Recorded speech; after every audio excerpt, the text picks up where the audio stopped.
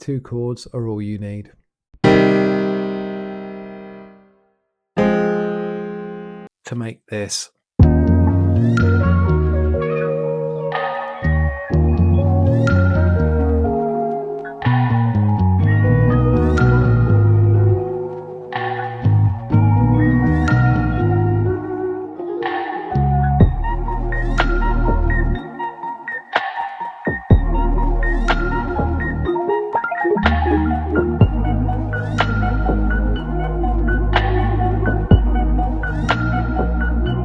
Two chords, that's all we need today, and I'm talking about a minor 1/4 progression. Everything you just heard was 2 chords. You may not realize it, but you've heard these 2 chords in thousands of tracks.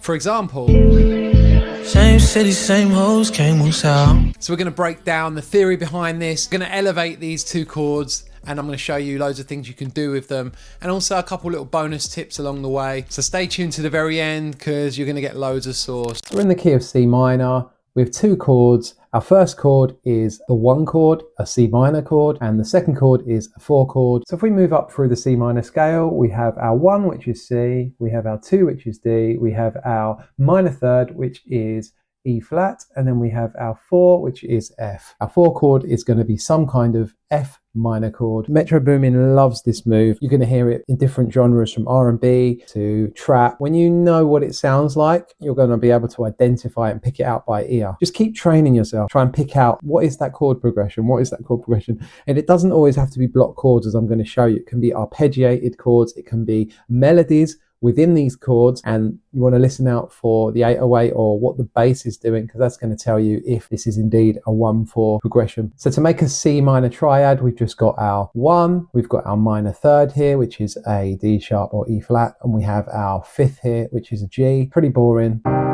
To make this R&B, we're going to add some more notes to it. We add a minor 7th, and that is the note B flat or A sharp.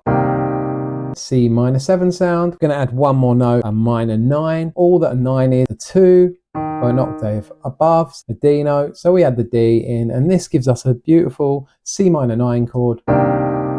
That on a pad sound or on any kind of string sound will sound beautiful. But let's look at our 4 chord in its most basic variation and then add some extensions. So again, using the same theory principle, we have an F, we add the minor third, which is a G sharp in F, and we add the C, which is the 5th. We're going to add the minor 7th to this F, and that note is a D sharp, and we're going to add a G, make this chord a F minor 9 chord. Nice, but a bit clangy at the moment. We're going to move some notes around. How about we take this note down an octave, we move this down an octave, we move this down an octave, and now have a listen. Sounds way more like what a pianist or keyboard player would play. If you've seen any of my other videos, you know that when 2 notes rub up against each other like this, they create dissonance, and that can be a very desirable sound and texture. How do these then become what we heard at the beginning in our sample preview? So if you're enjoying this and getting something out of it, go follow me on Instagram. My handle is here, and cop some of my free mini kits. The link is in the description. I would most appreciate it. You got bass midis in there, you got all sorts of goodies, and I got loads more coming. I got a 1-shot kit, I've got another couple of sample packs. Hit me up in the comments, tell me if there's anything you'd like to see next. The first sound that really set the tone for this sample was in the Sky Keys again. It's such a good VST. I love a lot of the sounds in here, and you can also drop your own samples and create your own sounds and textures. I use the Beautiful Roads preset, and I just started to play out variations of the chords that I just showed you. The interesting thing here is that you can remove notes from the chord, or you can add notes. You could double up on different chord tones as well. Whatever you think sounds good. Really, there are no rules here, but once you know these rules and how these chords are made, then you can maybe remove the minor 7th, or take out the 3rd, or take out the 5th. Exactly what I did here. Essentially, I've taken the minor 3rd out of this chord. I didn't think that we really needed it. I could add it back in, and let's see how that would sound. It's nice, but I feel like this kind of emptiness leaves a little bit more space. 2 little notes that, again, dee-da, are within the chord tones just to create a melody for me to bounce off of. It's what you call arpeggiating the chords. So I'm just like, as I'm playing the chord down, I'm just lifting certain fingers up and replaying them down again in a slightly different rhythm. And this creates melodies within the chords. But from bar 3, same chord again, but the melody instead of going up is going down. So we go do da da boo da da. Already a beautiful and ear-grabbing start to the sample. When we move to the next chord, I've spread the voices even more out here from the F minor chord.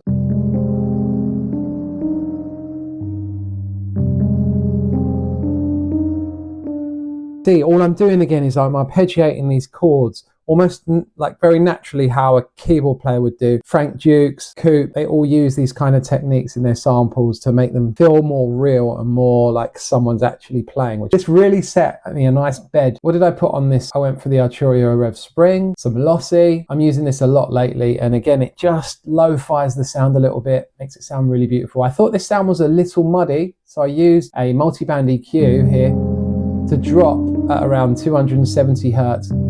Every time I cross a threshold at 270 hertz, it's ducking that frequency down a little bit using a compressor. It's a very, very good way of controlling sounds. It's basically what a de-esser does to a voice. Every time the S are detected at a certain frequency, it ducks down that frequency to minimize that S. A bit of EQ, and that was it. Keeping my processing really simple and quite similar. As you've seen some of my other videos, you'll recognize some of these, well, you'll recognize most of these plugins that I use all the time, but honestly, I used to be guilty of just wanting every plugin, but then when you just learn to use a couple, but you use them really well and they fit your workflow, then that's how you really start to improve and speed up your workflow. I went for a multi-key sound and I just dropped in some samples from Monty Booker's kit and from Coop's one-shot kit. If I solo out this sound for you.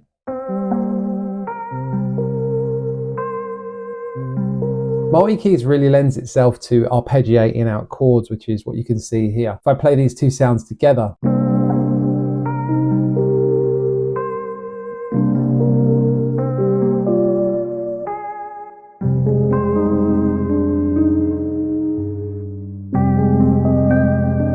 that's almost everything you need for the sample. It's already setting such a beautiful mood. With my bass, because the chords were moving around, I wanted to emphasize some movement on my bass as well. You'll see here that I've gone up the scale and back down the scale to create a very interesting bass line. Put no processing on here whatsoever with the sounds.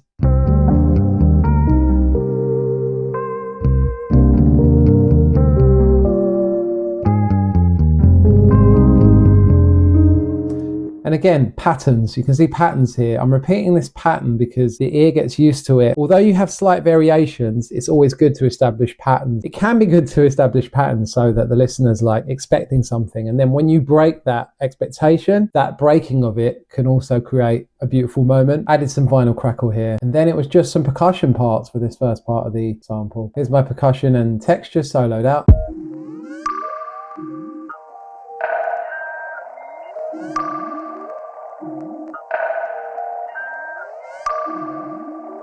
And then a little vocal from Splice, put loads of effects on, sound shifted it into the right key, EQ'd it, run this little auto filter on it, a phaser and some vintage verb.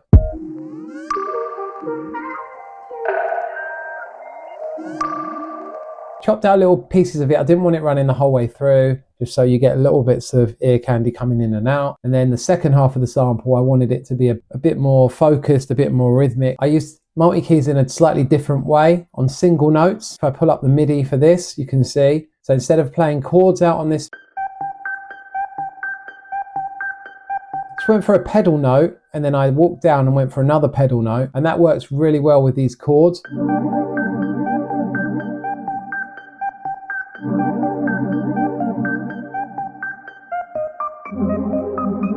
And again, these are just variations of the C minor 9 and the F minor 9, the 1/4 progression. For my bass, instead of it moving around, I contrasted that section with my growl and Moog bass and just played.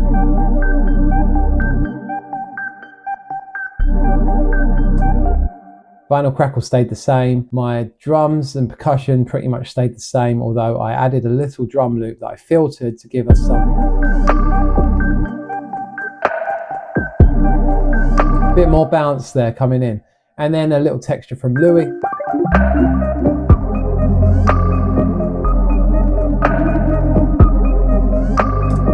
So if you want to know a little bit more about anything covered in this video, check out this video here. You're going to get a load more source